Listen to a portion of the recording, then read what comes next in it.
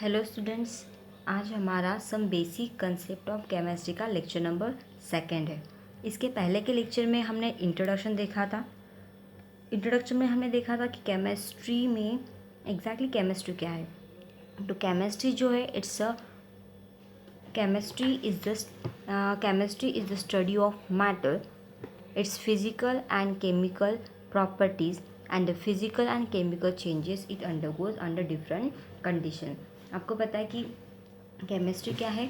Chemistry जो है वो केमिस्ट्री में हम मैटर की स्टडी करते हैं और मैटर का जो फिजिकल और केमिकल प्रॉपर्टीज़ है उसकी भी स्टडी करते हैं। At the same time physical and chemical changes it undergoes under different condition, मतलब डिफरेंट कंडीशन में मैटर जो फिजिकल और केमिकल चेंजेस में जाता है उसकी भी स्टडी हम केमिकल थर्मोडायनामिक्स में करते हैं। उसके बाद हमने केमिस्ट्री के बारे में देखा था कि केमिस्ट्री जो है एक सेंट्रल साइंस है because it's knowledge is required in the study of physics, biological science, applied science और साइंस, स्पेस साइंस एक्सेट्रा। ठीक है। उसके बाद केमिस्ट्री का स्कोप हमारे लाइफ में बहुत ज़्यादा है क्योंकि जो हम एयर ब्रीथ करते हैं, जो हम खाना खाते हैं, ठीक है, जो ड्रिंक मतलब हम जो फ्लूइड ड्रिंक करते हैं, क्लॉथिंग है, ट्रांसपोर्टेशन है, फ्यूल सप्लाईज है, तो ये सभी केमिस्ट्री की वजह से पॉसिबल होता है। इसकी वजह से उसको एंशिएंट साइंस बोला जाता है। उसके बाद मॉडर्न टेक्नोलॉजिकल डेवलपमेंट की वजह से, इंस्ट्रूमेंटल डेवलपमेंट की वजह से केमिस्ट्री का नॉलेज और ज़्यादा एक्सपांड हो चुका है, इसलिए उसको हम अप्लाइड साइंस भी बोलते हैं। और उसको हम यूज़ करते हैं मेडिसिन में, डेंटिस्ट्री में, इंजीनियरिंग में, एग्रीकल्चर और इन डेली होम प्रोडक्ट्स में उसको यूज़ किया जाता है। देन नेचर ऑफ केमिस्ट्री हमने पढ़ा था। तो केमिस्ट्री जो है वो 5 क्लास में हमने उसको क्लासीफाई कर दिया है। ठीक है। First one is the given organic, inorganic, physical and biochemistry, analytical chemistry, ऐसे उसको हमने केमिस्ट्री को क्लास में डिवाइड किया हुआ। Organic chemistry is the study of properties and reactions of compound. Organic chemistry में हम क्या स्टडी करते हैं, जिस कंपाउंड में कार्बन प्रेजेंट होता है, तो ऐसे कंपाउंड को हम कार्बन कंटेनिंग कंपाउंड बोलते हैं। और ये कार्बन कंपाउंड की स्टडी, उनकी प्रॉपर्टीज़, उससे जो भी चीज़ें हैं वो सब हम ऑर्गेनिक केमिस्ट्री में स्टडी करते हैं। इनऑर्गेनिक केमिस्ट्री में कार्बन कंटेनिंग कंपाउंड को छोड़ के बाकी के जितने जो बचे कुछ कंपाउंड्स है उसकी स्टडी हम इनऑर्गेनिक कंपाउंड में करते हैं। और फिजिकल केमिस्ट्री जो है, उस फिजिकल केमिस्ट्री में हम जो प्रिंसिपल्स जो है या फिर लॉज है, स्टेटमेंट्स है, इस टाइप का कुछ जो प्रिंसिपल्स दिए होते हैं उसकी स्टडी हम स्पेशली फिजिकल केमिस्ट्री में करते हैं। ठीक है। एटम्स की स्टडी, मॉलिक्यूल की स्टडी, देन उसके बाद उससे रिलेटेड जो इलेक्ट्रॉन, इंजिन्स है, डायनामिक्स है, उसकी सब स्टडी हम कहाँ पे करते हैं, एनर्जीज है उसकी स्टडी हम कहाँ पे करते हैं, केमिस्ट्री में करते हैं। देन उसके बाद move towards our new topic that is matter. तो आपको पता है कि इसके पहले भी आपको इसके प्रीवियस क्लासेस में आपको मैटर के बारे में तो बताया जाता है और अब आपको पता भी है कि मैटर जो है that occupy space and has a mass. Matter को स्पेस होती है और वो सम मास ऑक्यूपाई करता है। जैसे फॉर एग्जांपल अगर ये पेन है तो ऑब्वियसली ये पेन जो है वो स्पेस ऑक्यूपाई कर रहा है, कुछ ना कुछ स्पेस उसको लगेगा। अगर हम टेबल पे रख देंगे तो कुछ ना कुछ जगह तो वो ले ही लेगा। मतलब इस पेन को पेन जो है वो स्पेस ऑक्यूपाई करता है और उसको एक सम मास भी है, तभी तो हम बोलते कि बहुत लाइट वेट का पेन है या फिर थोड़ा हेवी पेन है। तो ये कैसे पता था, क्योंकि उसको मास है इसलिए हमें पता चलता है। तो इसलिए मैटर जो होता है वो स्पेस को ऑक्यूपाई करता है, एक पर्टिकुलर जगह यूनिवर्स की ऑक्यूपाई कर लेता है एंड उसको मास भी होता है। देन मैटर को हमने क्लासीफाई किया है इंटू 2 टाइप्स में। ठीक है। ये आपको टेबल में क्लासिफिकेशन दिया है उसका।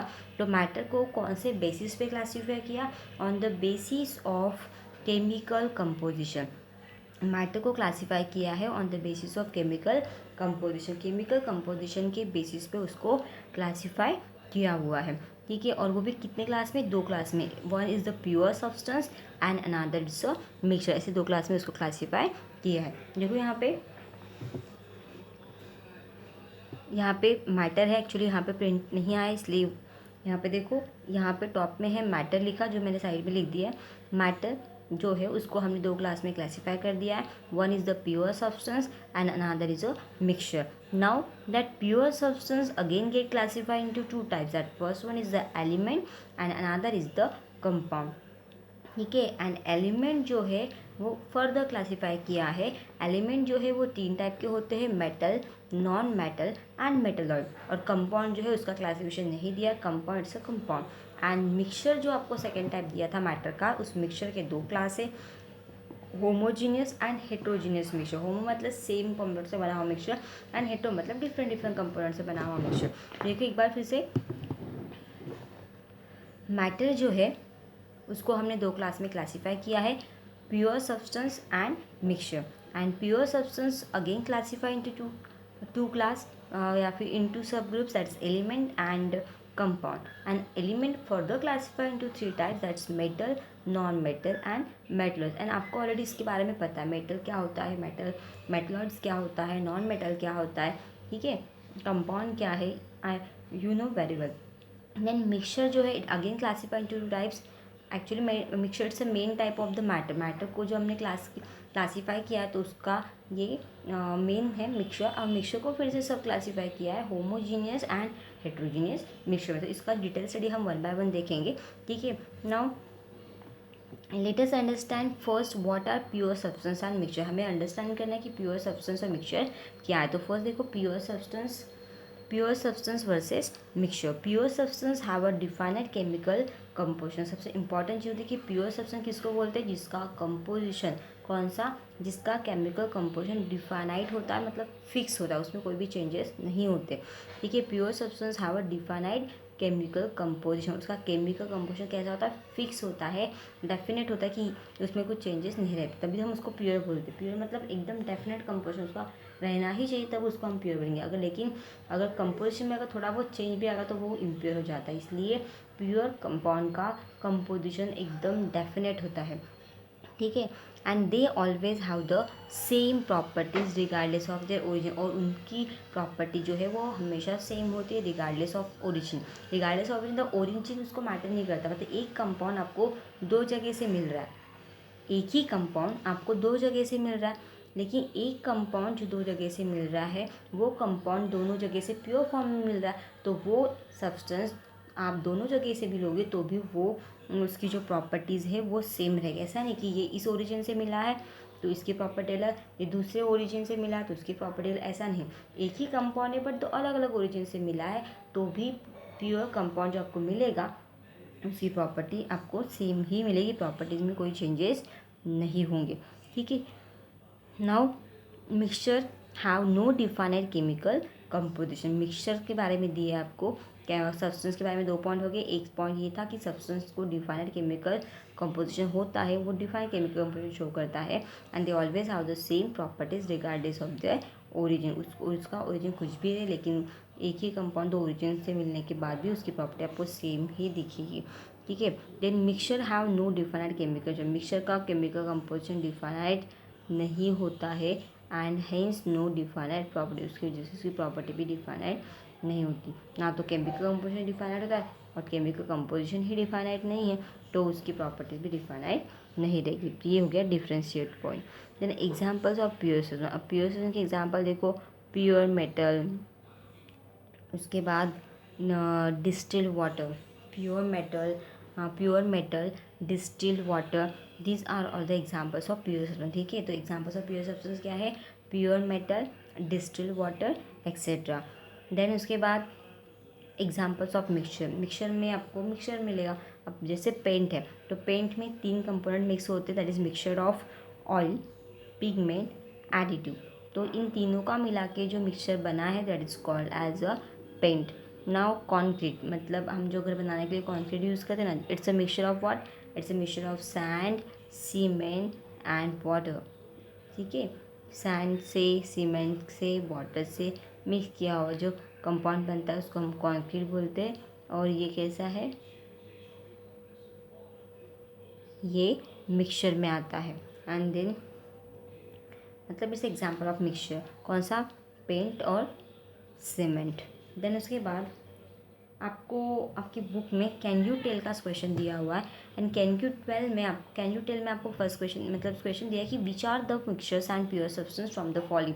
नीचे कुछ एग्जांपल्स दिए हुए हैं और नीचे एग्जांपल्स में से आपको देखना है कि उसमें से मिक्सचर कौन से इसमें जाता है और प्योर सब्सटेंस में कौन सा कंपाउंड जाता है, तो वो आपको सर्च करना है, उसका आंसर आपको बताना है।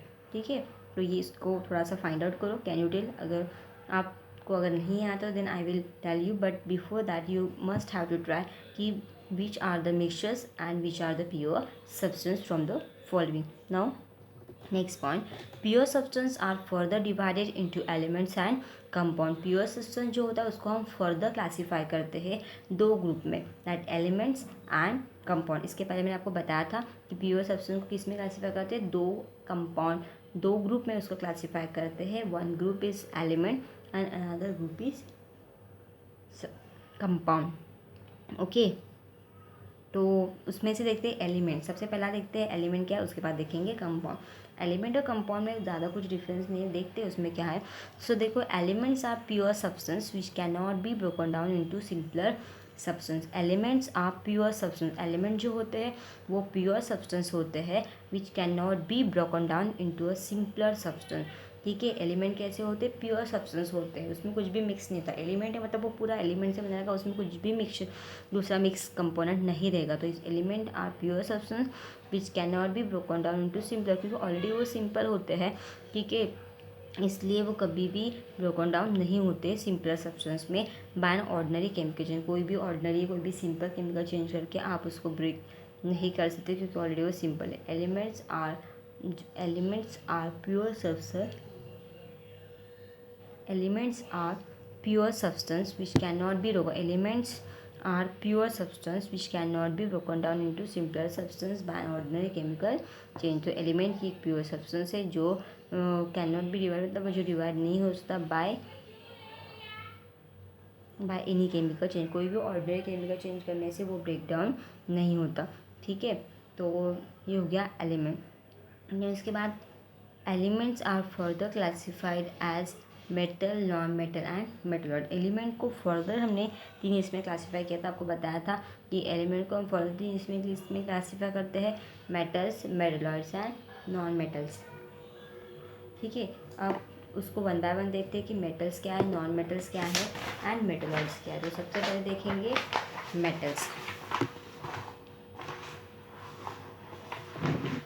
देखो metal have a lustre and shiny appearance. सबसे पहला पॉइंट दिया आपको मेटल का कि मेटल जो है, जो मेटल होता है उसको लस्ट होता है। आपको पता है कि आपको सिल्वर देखा होगा, सिल्वर, गोल्ड, प्लैटिनम। ठीक है, ये आपने सुना भी होगा। तो मेटल जो है वो लस्टर होता है, मतलब लस्टर शो करता है। It have a shiny appearance, मतलब चमकता है, जैसे गोल्ड चमकता है, सिल्वर भी चमकता है। ऐसे बहुत सारे मेटल्स है जो उसका जो ऊपर का जो पोर्शन है वो शाइनी होता है, वो उसका अपीयरेंस लस्ट्रस होता है। ठीक है, चमक शो करता है वो। एंड सेकेंड पॉइंट आपको पता ही है कि आप बहुत पहले से ही पढ़ते आ रहे हो कि metals conduct heat and electricity. But why it is conduct heat and electricity? Because metal contains of free electrons, and that free electrons move from one end to another end, and with that it carry the electricity from one end to another end, and so that it's conduct electricity and heat also। ठीक है, तो metal जो है वो heat and electricity को conduct करता है क्योंकि उसमें फ्री इलेक्ट्रॉन्स होते हैं। अब एग्जैक्टली वो कैसे होता है उसका आपको बाद में नेक्स्ट इसमें आपको मतलब नेक्स्ट 12th में आपको उसका सिलेबस में दिया हुआ, तब आपको बता दूंगी। फिर आपको जैसे याद रखना है और ऑलरेडी आपको पता भी है कि मेटल लस्टरस होता है, उसको शाइनी अपीयरेंस होता है। Second point, it conduct heat and electricity, क्यों? Because of the free electrons. And third point, can be broken down into can be drawn into wire और डक्टाइल। वो कैसा होता है? डक्टाइल होता है, मतलब उसको आप एक थीन वायर में भी उस मेटल को कन्वर्ट कर सकते हो। डक्टाइल मतलब वो कोई भी मेटल को एक थीन वायर में कन्वर्ट करना, उसको बोलते हैं डक्टाइल इन नेचर। ओके, तो ये हो गया the third point. Now fourth point, can be hammered into thin sheet are malleable, उसको हम हैमर्ड करके थीन शीट में भी कन्वर्ट कर सकते हैं। ठीक है, उसको हैमर यहाँ पे कन्वर्ट कर सकते हैं हम, इसको कन्वर्ट कर सकते हैं हम शीट्स में, दैट इज़ मेलेबल शीट मतलब पतरे, मतलब जैसे हमने इसके पहले कहा था डक्टाइल, डक्टाइल मतलब क्या कि उसको थीन वायर में कन्वर्ट करना। अब यहाँ पे उसको हैमरिंग कर करके उसको एक थीन शीट्स में कन्वर्ट करना, that is called as a malleability. और एग्जांपल देखो, ऐसे एग्जांपल्स कौन रहते हैं, गोल्ड है, सिल्वर है, कॉपर है, मर्क्यूरी है, सॉरी आयरन है, मर्क्यूरी है, उसके बाद these all are the liquid metal और रूम टेम्परेचर। ठीक है, तो ये हो गया आपका मेटल का पॉइंट। एक बार फिर से बात करते हैं कि मेटल को जो लस्टर होता है, शाइनी अपीयरेंस होता है, it conduct heat and electricity, can be drawn into wire, वो डक्टाइल होता है, मतलब उसको उस मेटल को हम थीन वायर में कन्वर्ट कर सकते हैं। उसके बाद उस वायर उस टीन के पतरे को हम हैमर्ड करके उसको थीन शीट्स में भी कन्वर्ट कर सकते हैं, मतलब it shows the malleability. And now examples, gold, silver, copper, mercury is of liquids of metal at room temperature, वो लिक्विड है एट रूम टेम्परेचर पे। देन उसके बाद देखो नेक्स्ट पॉइंट है नॉन मेटल्स। तो non metals exactly opposite of metal रहेगा। Non metal have a no lustre, उसको लस्टर नहीं होता है एक्सेप्ट डायमंड, डायमंड को छोड़ के, क्योंकि डायमंड ये ऐसा नॉन मेटल है कि जो सबसे ज़्यादा शाइन शो करता है, आपको पता है कि बहुत ज़्यादा चमकता है, तो इट इज़ अ एक्सेप्शनल। ठीक है, डायमंड जो है वो बहुत ज़्यादा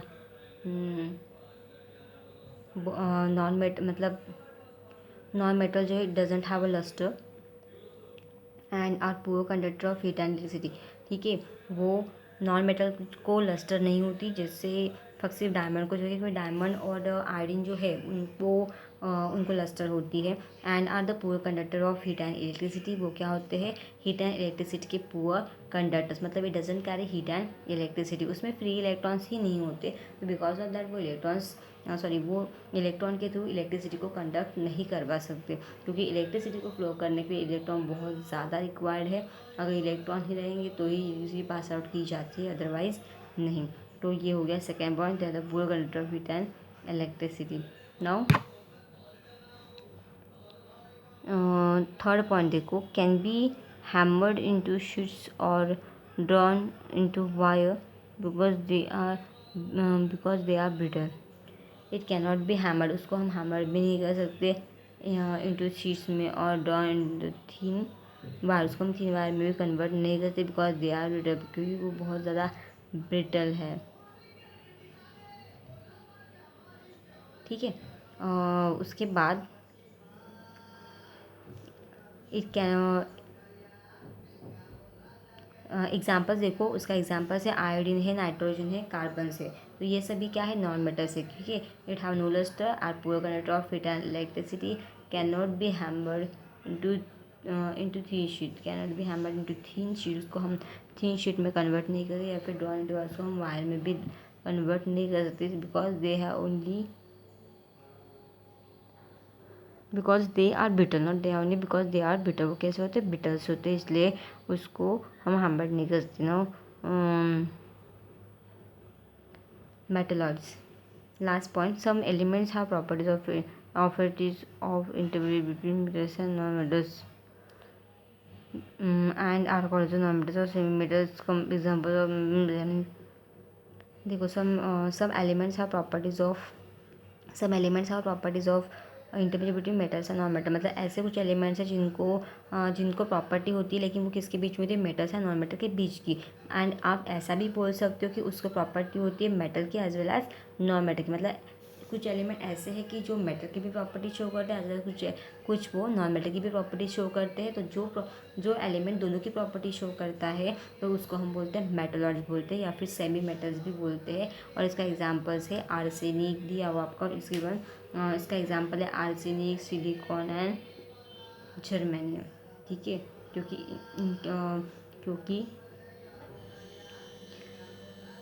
क्योंकि ये जो मेटल्स है वो मेटल और नॉन मेटल की प्रॉपर्टी शो करते हैं, इसलिए वो मेटल्स में आते हैं। उसके बाद compounds of pure substance which can not be broken down into simpler substance by ordinary chemical reaction. देखो आपको कंपाउंड की डेफिनेशन दी है कि कंपाउंड भी प्योर सब्सटेंस ही है। देन उसके बाद विच can not be broken down, but वो ब्रोकन डाउन नहीं हो सकता बाय दी या फिर broken down into simple substance. वो सिंपल सब्सटेंस में ब्रेक नहीं होता बाय ऑर्डिनरी केमिकल, ऑर्डिनरी से वो ब्रेक डाउन नहीं हो सकता। And in compound 2 or 3 elements are combine into in fixed proportion. ठीक है, तो यहाँ पे 2 या फिर उससे भी ज़्यादा एलिमेंट जो है वो एक साथ कंपाउंड में जॉइन होके एक फिक्स प्रोपोर्शन वाला कंपाउंड बनाता है जो नॉन मेटेलिक रहेगा। Thank you.